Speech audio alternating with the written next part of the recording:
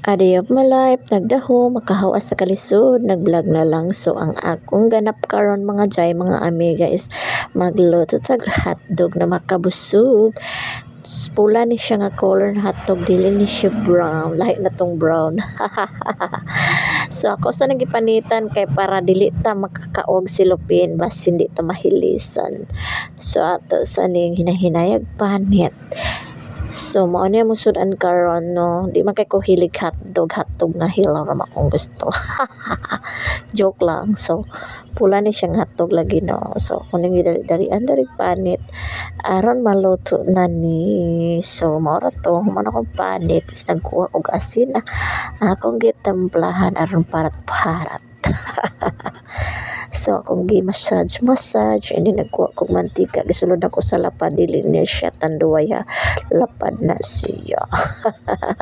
So, nagpainit naman ko duro sa kalaha, so ako na ning gitistingan og isa ka buok.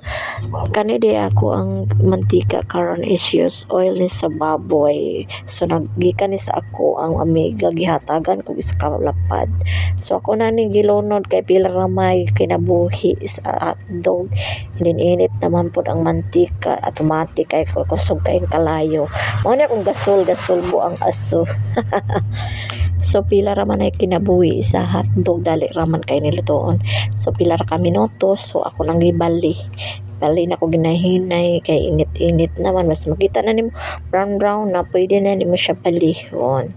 Dali ra man jud ni siya maluto no? Dali ra pud nimo rutog kaunon ya, pila na pod ka minuto naluto na. So ako na ning ginahinay haon aron makakaon nami.